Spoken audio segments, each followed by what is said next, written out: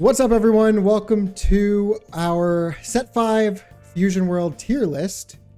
I am joined, as always, by Cody. What's up, Cody? Hello. So this one's going to be a little different.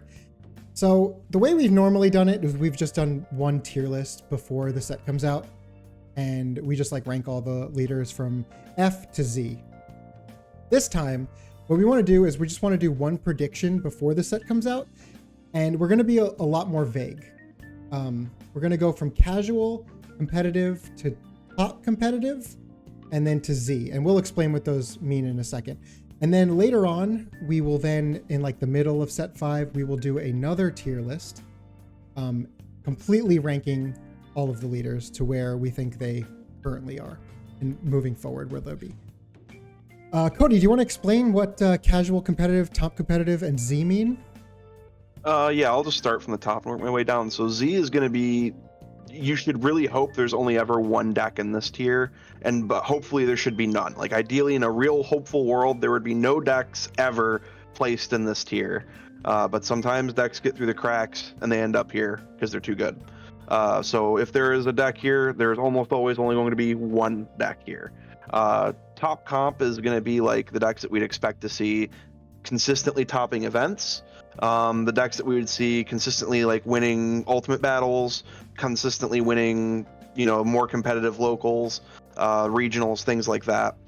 Competitive are decks that you could still top with. These are decks that we think can get there. They have the juice, but they might just require you to be a little bit of a better pilot or require the deck to roll a little bit well and you run a little bit hotter that day. But the decks are still considered good. Like you can still play these. And then casual, this is just where you would play. You would not consider taking any of these decks to any major events, regardless of your player skill, without some massive changes to the deck. They're just too weak and too underpowered to actually get there in a major setting, but you could still play these for fun and for sure play them at locals and casual events. Yeah, that was great. Exactly that. Great job, Cody. Yeah, thank you. All right, without further ado, let's just get started. We're not going to spend a ton of time on each leader because there are like, 30 now? Yeah, like 37 or something. So like on some of them where we can just put them in a category and we'll move on if we don't have too much to say about it. First up, I'm good with that. First up, we have Universe 7 Goku. I'm just going to say I think this deck's competitive. I don't think this deck is top comp. I think it's a really high rolly deck, but man, I think if you run this deck hot all day and you just slam like the full TN combo on people, you'll just stomp. I agree. I have played this deck. I have played against this deck twice, and I got rolled twice. They just went. Yeah. They just like killed me. Kefla, TN, and then 3 more TNs, and I just lost. Yeah, happened. Yeah, twice. Sometimes that just happens. Yeah, it just gets there sometimes, and it's sometimes just playing a bunch of dudes on like turn 3 is enough. It's like even really if you just play TN on turn 2 with the marker and have 3 more TNs, you just win that game. Yeah, you can like awaken right there too, which is really sick. Like it's not a terrible deck. It's fine. It's like the next best aggro deck. I think like hard aggro deck. So it would be like this and Daima Goku are like your 2 aggro choices. This deck's fine. I think it's competitive. I wouldn't take it for like a major tournament personally, but I wouldn't blame you for taking it. Yep. And Bamalok's in chat. He's the one who did it to me the first time. Yeah. Thanks for that. Next, we're gonna go with Beerus. I think. Oh, I'll let you go. I'll let you go. Yeah, you go ahead. So I think Beerus is like on the fringe casual to competitive. I'm really just not a fan of this leader at all. I just don't like anything it does. I think it's one of the worst leaders to play against, even if it's like not a good deck. But I don't know if I can put it in casual. I would probably just put it in the bottom of competitive at this point. I mean, I wouldn't even blame you for putting it in casual. And my big argument for that is yellow is so dominant this set that like the biggest threat it can't even interact with. So that like really kills Beerus's viability when like there's now a big answer to him in the format and it will be played. There's like no shot it's not. So I don't know. I think competitive's fine, but I wouldn't even, if you put him in casual, I think that'd be perfectly fine too. The only reason why I want to bump it up to competitive is this just is a leader that people like know very well and they know how to play with it very well, and they'll take it to competitive events just because they know it. That's Yeah, so there are only some people reason. that just really like Beerus as a character, and they're playing him regardless of how good the deck is. So I mean, yeah, like I said, casual competitive. I'm fine with either. Yep. Next, Goku Black. Oh, there's gonna be some really tilted people on that one. I think this is just the epitome of a casual deck, though. Like, it's a high roll deck, and then sometimes you just do nothing, and that's just like that's really fun sometimes. And then, but it's not something that you can do very often, which is why I would never take it to an event. Yeah, I wouldn't take it to a major event. I mean, if you want to, feel free 100% take this deck to an event if you want to play it. Yeah, more power to you. I mean, if you top with it, hell yeah. I mean, Goku Black occasionally sneaks in some tops every set, it seems like. So, I think that he's like fine. If you high roll, he goes from casual to Z tier like real quick. So, that's just how he works. His high roll is among the best in the game, and if you don't get it though, you feel really bad, and you kind of don't do anything. So yeah, I think his failure rate is a little too high for me to want to take him to a major event in this format. I agree. Next, we got Trunks. So I have a bit of a hot take with Trunks, but I want you to go first. I think that casual. You're putting him in casual. No. This is just a placeholder. Oh, okay. So oh my God, don't you do that to people? Don't give Phil hope. I honestly think this is a pretty good deck right now. I do too. I think this is like semi-competitive. Like actually not semi-competitive. I think it's actually just competitive. Yeah, I think the problem with Trunks, like his offensive value is pretty low in this format. He's like really good at value, but his actual offensive pressure is low, and I don't know if value alone helps like completely mitigate the Friezas. So it's like, so that talking about Frieza, right? This is the only deck where you can deploy a threat, attack with the threat, and then save it from Frieza because you just bounce it back to your hand. Yeah, but I mean, you just have to keep replaying it. They might get the card out of your hand by just attacking you with the Frieza. So I mean, it helps you like defend. You don't lose as much, but I don't know if like you can match the value that Frieza takes from you every turn, right? Because now you have to basically put the card back in your hand. You can't really afford to bounce like their attackers, like the ones that you can. So it's, I don't know. I think he's good. I do think he's definitely good. I just don't think. I think that what keeps him out of top comp for me is that he has no like real offensive value. And I think any blue leader that wants to be good right now either needs to have an absurd resource engine like Halo Kukan, or have a lot of offensive value. Yeah. So if you don't have either of those, like, and you don't have one of them in spades, I think it's really hard to separate yourself as a blue deck this set. So while I think Trunks is good, I can't put him higher than competitive. Yeah, I did some fun stuff with it the other day. 4-cost Vegeta, attack 4-cost Vegeta. You play the candy Vegito from the bottom of the deck. Mm-hmm. Yeah, it's fun. But yeah, I don't think it's gonna be top competitive, but no, it could there might be a couple people who can twice. get there. Yeah. Yeah, it definitely could. Next we got Droids, the boogeyman from the last set. I think it's still a top competitive deck. This deck's still perfectly fine. Yeah, nothing wrong. If you like droids before, you're gonna still like droids. It didn't really gain anything this set, but it's still really good. So I mean, really good deck. It got nothing, but it's still good. That's really all I want to say about it. Sometimes you can play the secret rare. Maybe. The cheeky secret double out of nowhere. Maybe. Next we got Gohan. Gohan is just the epitome of a casual deck. Oh, that's gonna hurt so many people. Yeah, I know. I think for the sake of just not having to talk about him, I'm just gonna say I think I kind of agree. But again, like if you really like Gohan, I wouldn't be shocked if a Gohan player somehow got like a top cut somewhere in any of the events. Like it could probably get there. It's just I think this is a really bad format for it. Agreed. All right, next. I don't even know what to say about this. I'm gonna say hot take. I actually think this deck might be competitive. Do you actually though? I think it might be. Can it play the secret rare?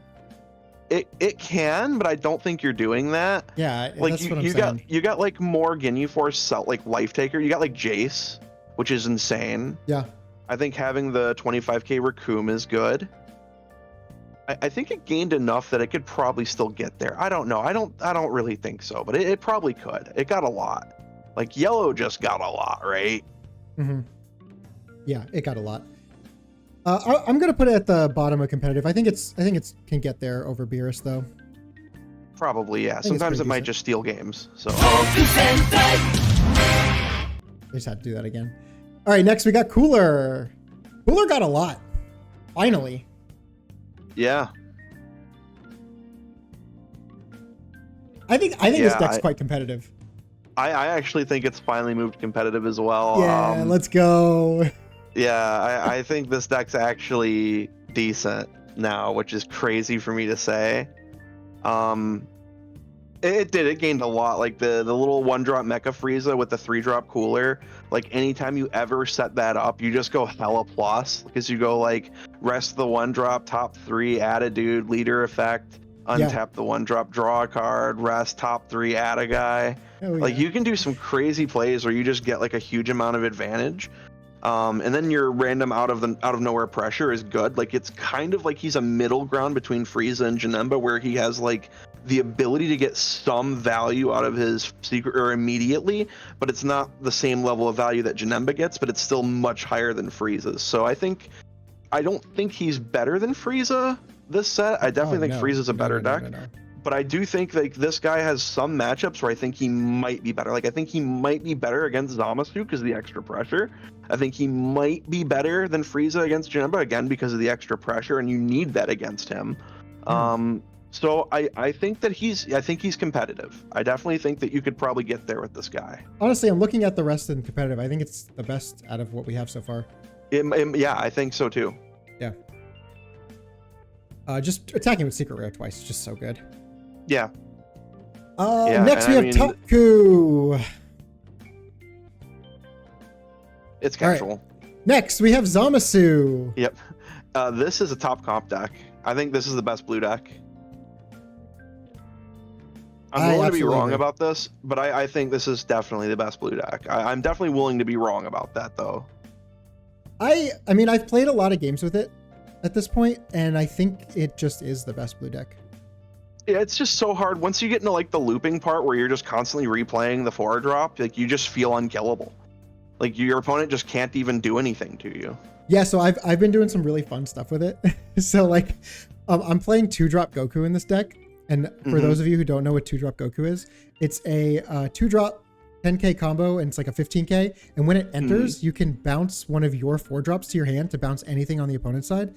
So I just like keep doing that to replaying the new 4-drop, and then you just get the Goku back with your Candy Vegito, and it's just so good.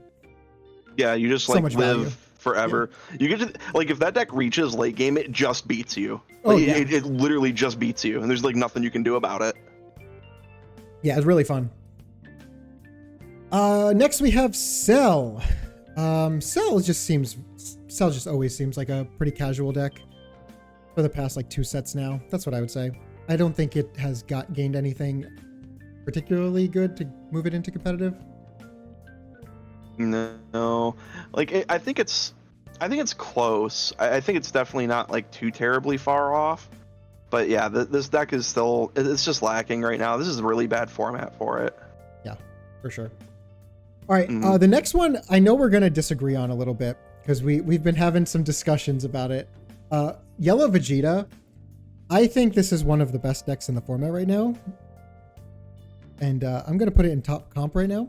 What do you think? See, I think the other yellow deck is better here. The one that I like, I think it's better in top comp, but they could both be in top comp. I think they're both in top comp. I just think Vegeta's slightly better than that other deck. I think Frieza's got more rounded matchups like compared to Vegeta, but I think Vegeta's matchup in a Janemba is slightly better than Frieza's. Yeah, But the thing is, like Frieza's secret rare is literally unanswerable. So if Frieza gets established, I think he's just way better. Like and you're just, when you're fighting against Janemba, it's about trying to just get there, and it's harder for Janemba to kill off Frieza's stuff. So okay, I that's why I kind of think Frieza's matchup spread is just better because his secret rare is literally unanswerable. So like if he fights Vegeta, or if he fights Vegito, for example, Vegito's 40k into the secret rare is a lot more manageable because you literally don't have to deal with it with Frieza. He can't contest your cards. Yeah, so I agree. Yeah, so I think Frieza's better than Vegeta, but I could see them both in top comp for sure. Okay. I mean, while we're talking about Frieza, we can just move that also into top comp. I just like, I think these decks are very similar. I think Vegeta's matchup into Janemba is just slightly better, so I like it. I like it a little bit. That's all. That's really it. We're splitting hairs though. Yeah, if you like Frieza more, play Frieza for sure. They're both good this set for sure. Both of these decks are good. Yeah, they are both very good. Yes. You know, since we did Frieza, let's just go into the starter decks. We got starter Goku. You know, just casual. Z. I still stand by starter Goku was the best deck in set 1, and I will die on that hill. We're both dying on that hill. It's definitely casual. Yeah, it's casual. We have Vegeta. So Vegeta. I think Vegeta. Oh, go ahead. I think Vegeta is a really, really good deck. I think it's the second best blue deck, but I don't know if it's at low top comp or high competitive. I think it's a top comp. You do? Okay. I think it's top comp. Yeah. Like, I think Vegeta is Vegeta's just, I feel like he's safer Vegito in this format. Like, it's weird to say that because I do think Vegito can get a lot more value out of his swing, but like losing 10 potentially really important cards kind of forces you to play into late game. Like, because you need to be able to at least start playing like the candy loop so you don't deck out. Because every game I see with Vegito, you're literally on the back end trying not to die, or you're trying to gas your opponent and then they just kill you because you didn't have enough to kill them. I agree. And it's like, I just have this issue with Vegito versus Vegeta because I prefer to know that, like, if I mill with Vegito and I hit 2 super combos, with Vegeta I would have eventually drawn those. Like, and I would have been able to defend myself and potentially not die and win the game. So it's like, I don't know. I just think Vegeta is still better than Vegito for my style of play because I want to make sure I have like more intimate knowledge of like what's in my deck and what I have outs to, and when I mill with Vegito I could just suddenly lose all my outs. I completely agree. Yeah. Next we have Jiren. You know, this is a tough one for me to rate. Yeah. It really is because I don't know what to do with him. Yeah, I'm kinda here or here, honestly. I honestly don't even know what to do with him. It's really hard because, like, the big reason to play him was to try to bully a color out of the game. Yeah, and now it's like one of your worst matchups. Yeah, now they just bully you out of the game, and there's like nothing you can do about it. Yeah. And like, what are the other matchups you want to fight in top comp? You don't want to fight any of those decks. Like, I mean, I did see, I did watch, so I've been like stalking Untap, watching a ton of games. Untap. And I saw Jiren just absolutely destroy a Vegito deck. And I was like, there's no way that like could have happened. Yeah, right? that definitely shouldn't be happening consistently. Yeah, that should not be happening. But I don't know. I think Jiren's like a deck that's impossible to rate. For the safety of the format, I'm gonna say it's just casual now. But I agree. Personally, like deep feeling, I still think it could possibly get there. I think it's still competitive, but I think it's just safer to put it in casual. Yeah, all right, I'm with you. Next we have Halo Ku. So either you love this deck or you hate this deck. There's like no in between. What do you think? I think it's competitive. I agree. I think it's fine. I think it's I think it's just fine. I would put it above Cooler. I think it's the best out of these competitive right now. Yeah, probably. It's just what a weird shift the format's made. Yeah. Like just in testing alone, like once we have the set fully revealed, like things changed really fast. Yeah, they did. Okay, one of my new favorites. Piccolo. Oh, we're gonna get roasted for saying Piccolo's playable again, dude. Like we said it last time and we got roasted and we were wrong. Yeah. But I'm gonna die on this hill. I think Piccolo's good. Yeah, I actually think after trying Piccolo now, like it definitely has some things going for it. Yeah. There was a guy in this format, like in set 4 right now, on the Japanese servers who like basically like has leveled up 2 accounts to like top 50 god, playing pretty much only Piccolo. So I mean, like, and the deck had a really good matchup like in play testing when like I got a hold of his deck. Had a good matchup into both droids and Halo Ku, and I was like, well, this is kind of insane that like these are the 2 decks that you want to beat, and this deck has a very good matchup into both of them. Interesting. So yeah, so it was like I actually think Piccolo was a decent deck last set. It just went completely underexplored until like the very end, and then the guy who plays it on ladder obviously isn't going to any events with it. So hopefully people will give this deck a little bit more of a try. I think it's a lot better now. I still find I think it's hard for me to just like agree that it's in competitive, because boy, I've been wrong on this deck every time, but I want to be right on it so bad. I know, same. I'm gonna say it's competitive. I think we might finally have somebody try it and get there this format. I agree. Yeah, and it's like one of those decks that I just always want to root for, because it's so different. Yeah, it's so cool too. I love it on the client. Like Piccolo is just so cool on the client. It is so cool. All right. Next we have Fat Boo. We're just gonna put this here and move on. There's really not. Yeah, there's just no reason to play it over any other yellow deck. Yeah, like at all. Then we have GT Goku.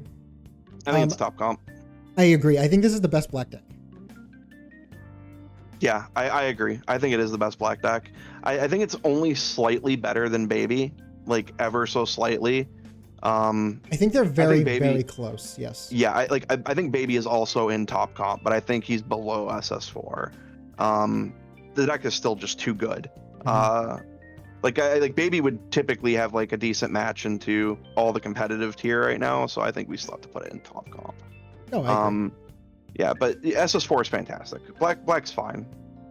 Yeah, black is fine. It just has, man, the matchup into yellow is so bad. Yeah. Bad. And Trunks doesn't even get there half the time. No, Trunks does nothing, dude. Anybody who tells you Trunks like frees up yellow is out of their mind. I know. I've had so many people tell me that, and it just doesn't. It might be slightly annoying for the non-Z decks, but the deck that's put in Z is like, that's a cute card, just abuses it. Yeah, they just forget it exists.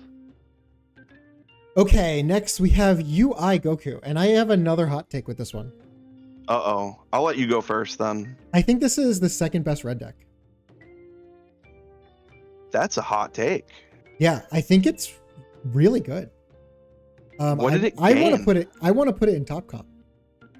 It didn't. That's the thing. It didn't gain anything, but I think that it gains the fact that yellow is better, and it beats up on all the non-Z yellow decks. It does kind of bully most of those decks. Yeah, it does, and that's why I think this deck is really good now. So I definitely still don't feel wrong about calling this deck really good last set. No, I don't either. Yeah, I think it was definitely underexplored and underplayed, and it was definitely a deck that like punished you immediately if you made any mistakes. Like you could lose the game off a mistake you made like 2 turns ago. Mm-hmm. Like it was really rough. This deck punished you bad. But played well. This deck was fantastic. It did very well into everything. Yeah. And people just kept trying to play it as some fast aggro deck, and it's like, just play it like a big, slow, lumbering control deck. You're like, what are you doing? I don't know if I could put it in top comp, but I really want to. You know. I think if it gained like anything remotely good this set besides potentially the Gohan, like the U7 Gohan, yeah, I would be more inclined to keep this, like put this in top comp. I think it's just, for me, I think it's just competitive. Yeah, I'm either at low top comp or high competitive. I would rather say high competitive, just because of the difficulty of piloting this deck as well. You know what? That's a really good point. So I'm just gonna agree with you. You're right. It's a tough one to pilot correctly. Yeah. Next we're gonna go with Gohan. Next we're gonna go with Vegeta. All right, now we got Super Boo. Well, okay, dude, I'm so sorry for the Vegeta players. That deck had like a really good showing at the first US Nats. Yeah. Because a lot of people took it, and they were so close. Like, there were so many people who were like a winning in to topping Nats with green Vegeta, and that would have been the only chance I think anybody had to get there. I definitely think this deck it needed like 2 cards this set, and it would have been good. But I think the fact like it got literally nothing and can't even like synergistically use the secret rare was a huge miss. What is up with that? Oh my goodness, what a miss. Mm-hmm. This deck had a chance. Like if they just fed it 2 good cards this set, I think it could have been like a competitive or a top comp deck. because what Yep. it does is pretty degenerate, and they just gave it a bunch of life takers. But what it really needed was better battle cards to like fight your opponent with. So, and it didn't get any of them. So yeah, this deck's casual. Sure is. Gohan, you just didn't even say anything about. It's just No, it's just we just forget it exists. yeah. It's unfortunate because it's such a cool ability. It just doesn't have anything yet.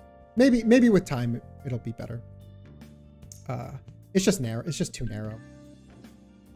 Yeah. Next we have Super Boo. Cody, start us off with Super Boo. I know you like this deck.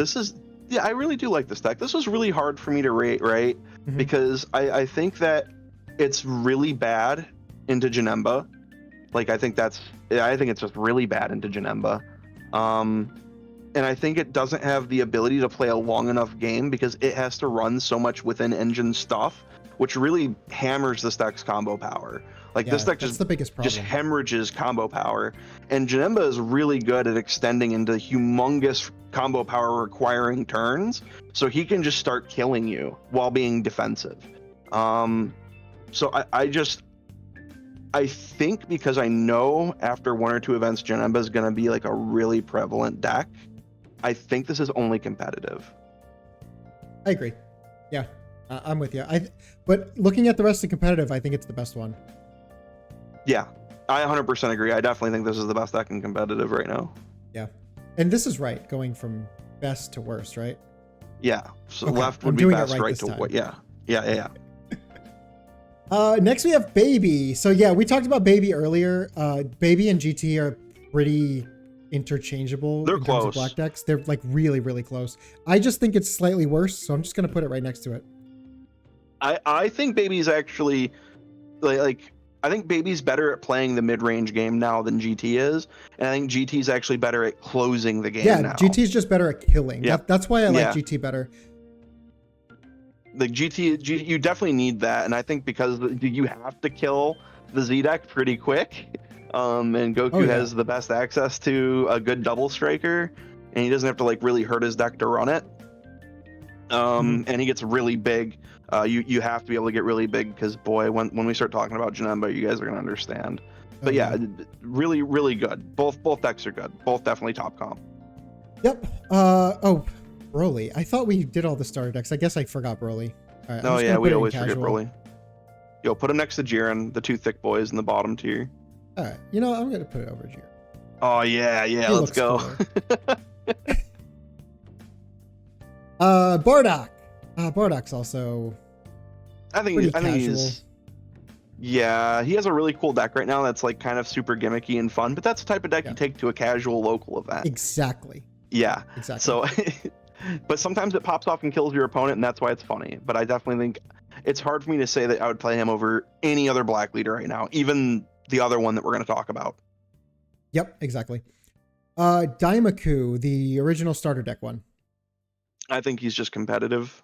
Yeah. He's just competitive. I had really high hopes for this guy. I thought he would just be like a better Beerus, and he kind of was, but then like kind of just got power crept. Yeah, they really like already removed this guy basically from the dude. He got starter Co'd again. Yeah, pretty much. Yeah, exactly that. I think it's probably like cooler Piccolo-ish tier. Yeah, I think there's fine in between Trunks and that's probably fine. I'm gonna go here. I just like Piccolo more. Daima Vegeta, probably just like the worst leader in the game. Yes, that is really absolutely the worst leader. Yeah, oof. Yeah, just I don't know how that happened. All right, now I think before we start rating these, I think we just shout out this set put a lot of power into this game. Yeah, like a ton. I think 3 of the decks in this are top comp immediately, and 1 is are just straight up the best deck in the game. So I mean, straight up, this set is the strongest set we've had release. It's not even close. Yeah, Power creep has arrived. Yes, Corrosive Bullet, you're right. Correct. It sure has. We're gonna start with Daima. Daima is, I think, Daima's the second best deck. Yeah, I mean, it could be. think it It's is. 100%. This deck's really good. And what's really funny is I think a lot of people initially disregarded Pansy. It was like, I thought Pansy was all right on release, but like I needed to see the rest of the deck. Yeah. I completely like, underrated Pansy until I played with it, and it's like, this card's insane. I told you when we were trying to do the video, I was like, no, this card's actually really good. You were right. You were right. I was very wrong. Yeah, so like Pansy was like a crazy card. Like if you just open, like if you're going second, you just open it, you just jam it, and it starts just beating your opponent to death. And they're like, well, I literally can't do anything about that. Yeah. And sometimes you just have to bite the bullet and give them 2 cards because like you can't afford to just let the thing keep hitting you. The deck has pretty crazy removal with It's Over, and it has the ability to just play It's Over whenever it wants, so I mean, like in a lot of matchups, and It's Over will literally board wipe like 4 or 5 battle cards. Oh, it's so cool. Yeah, and it's really hard to like come, and the Glorio, oh man, this deck is really good at just executing you. It's insane. So Pansy was a really big miss, I think, for a lot of people. They definitely underrated the card initially. Mm-hmm. Turned out to be one of the best cards in the deck. And then I think it was just kind of being overlooked because like it had one really bad SR, one perceived bad SR, and it was like, oh, it's just Glorio. And the deck really doesn't feel like just a Scum Rush aggro deck, but it definitely can be. And that's what makes it like super cool. It's a very good deck. It's very, very what's good. Really cool about it is it's one of those decks where you can just turn the corner whenever you want to. Mm-hmm. And this is the first time a deck really does that. Like this well. It's so much fun to play too. Oh yeah, I think this is like the coolest aggro / like I can't even call this mid-range because it's got way too much aggro for mid-range, and it has like no top end besides Glory. But it sort of plays like a Jun deck. Yeah, it really you kind of have like just enough removal to kill anything that your opponent's playing, but you have like just enough aggro to kill them before they're able to do anything crazy. It always feels like you have just enough, and I think that's what makes it feel so good because you feel like everything was like calculated. Such a cool deck, dude. I really like this deck. Yeah, I do too. Okay, so the next one. This is like probably my most controversial opinion. I think this is our most controversial opinion. And I get flamed so much for having this opinion, but like, it's just an opinion, guys. Calm down. I think this deck is fine. Perfectly fine. But I don't think it breaks into top comp like at all. I think it's like very competitive, and just because of how power creep is, like it's going to be more towards the top of competitive, but it's just, I don't feel it's a top competitive deck. It really, it was definitely one that I think a lot of people who've now been play testing the deck, like now that it's actually getting a lot of play, people are like really putting games in and starting to see like what's going on.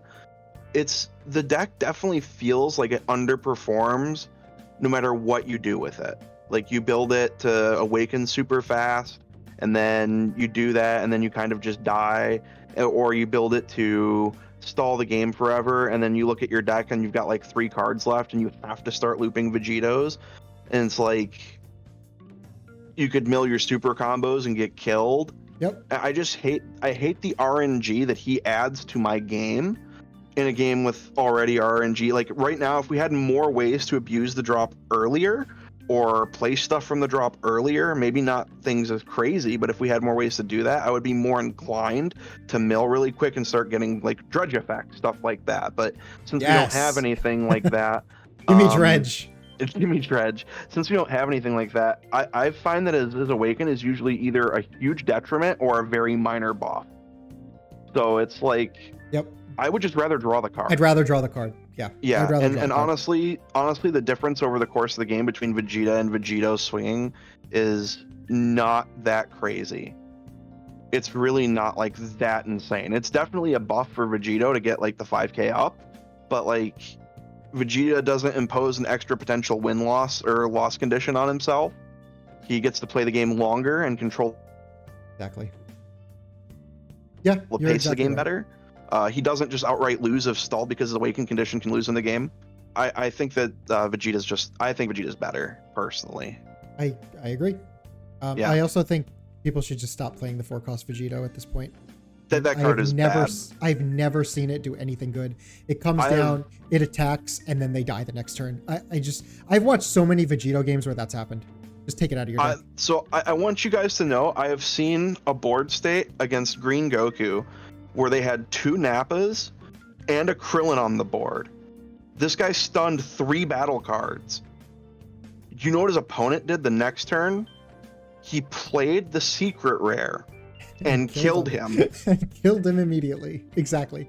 There's so many times I've seen things like that happen. Dude, by the time you are playing Vegito to stun your opponent's turn, yeah, they're already playing things that ignore Vegito.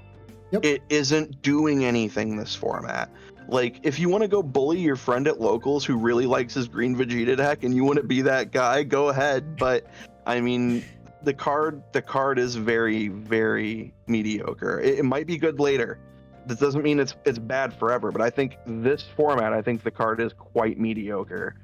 Yeah, I agree. I saw a game against Daimaku, and they had 3 cards that they could stun and a Glorio. They played this, attacked with it, and then they just died to Glorio plus second Glorio. Like, okay.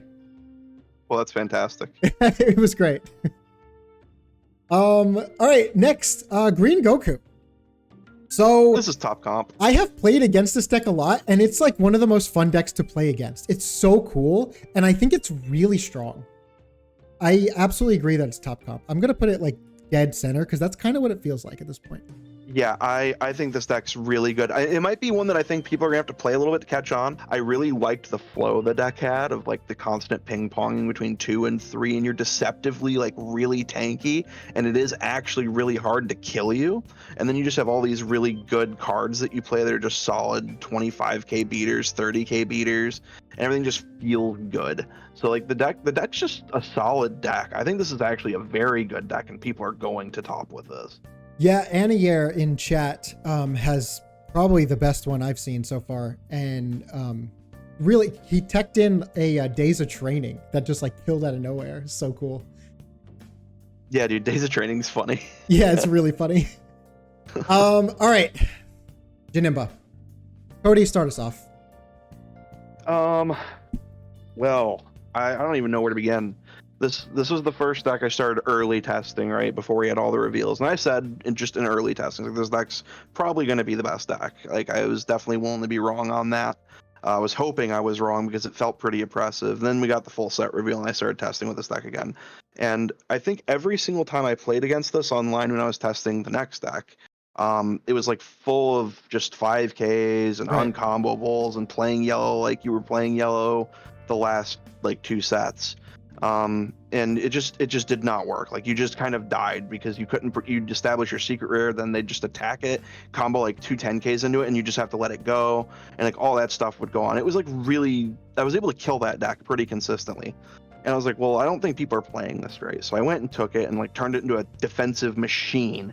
Like, the deck just, everything you do replaces itself, and it just outvalues you, and it's just an absolute monster. Yeah.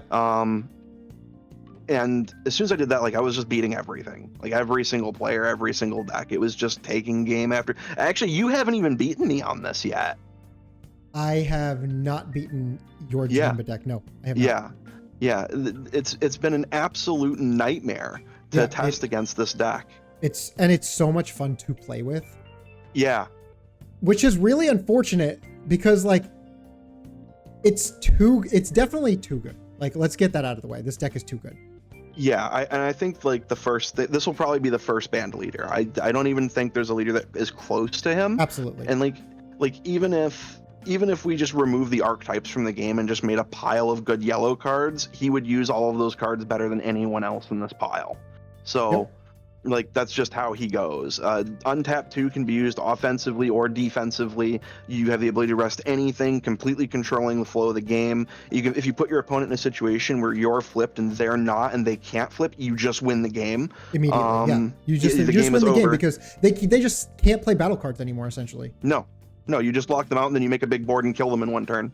That's literally all you do.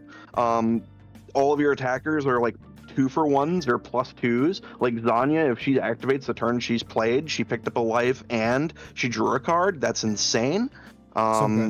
3-drop Broly ended up being a really nutty card that I think people overlook too. That card is 3-drop Broly's actually crazy. really good. Yeah. The deck can extend into a 30k that just kills you out of thin air after you think they're out of gas. Like they can just go swing untap 2, play Boo Evil, and just swing for 30 and dump their hand, and you're just gone. This deck's just nuts. I think this is by far the best deck. I think it's actually more oppressive to play against than Topku ever was, and I think this deck is. Yeah, I agree. This deck has the best mirror I think this game is ever gonna see. I think the mirror for this is the best thing about it. And I think if you're gonna have a tier 0 format, the mirror has to be at least good. And I will give it credit. This is a good mirror.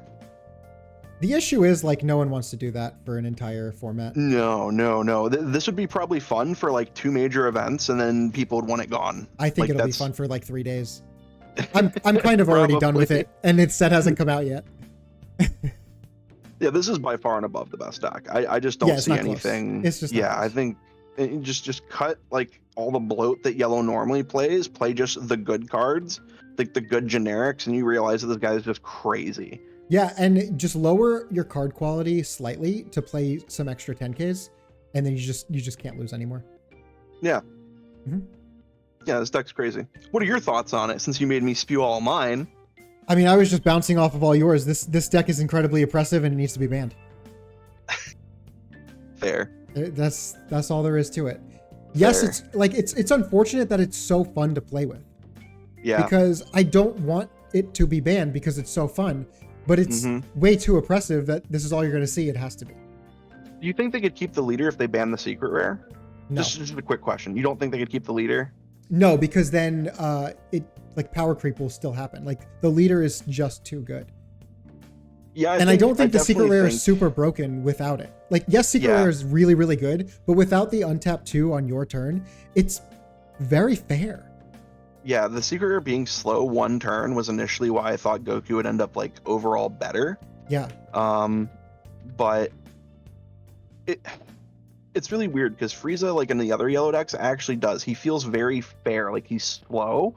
He doesn't immediately impact the board, and he's just okay. And then he takes his next turn to go online. In Janemba, he comes down, attacks a guy, kills a guy, and you still have to defend the card he's attacking. And he like immediately 2-for-1s you. And it's like, what do you do about that? Yeah, you can't. There's nothing you can do because no matter what you do, you're in a losing position. Yeah. And then with all the so 10Ks in Janemba, it's like impossible to contest his 4-drop. So yeah, it's annoying. Okay, last one. We have Gogeta. So this was the one I was the most excited for. Okay, that's what I was going to ask. Was this one the one that you were most happy about coming out, or one that you're most ready for? Yes. And playing with it, it's good. I love the Otherworld build. The other one is probably just as good, but the Otherworld one I just like better. Icon ended up being really good. Icon's so good. I think that card's great. Yeah, I underrated that a lot in the set review. However, I think it needed to do something when it awoke.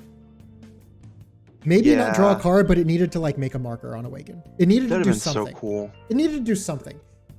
Just like because it just does nothing when it awakens, you just feel it just doesn't feel right. And the game kind of starts to slip away from you a little bit because you then cannot close out the game because it doesn't have the same effect that GT has, even though you're playing somewhat of the same cards.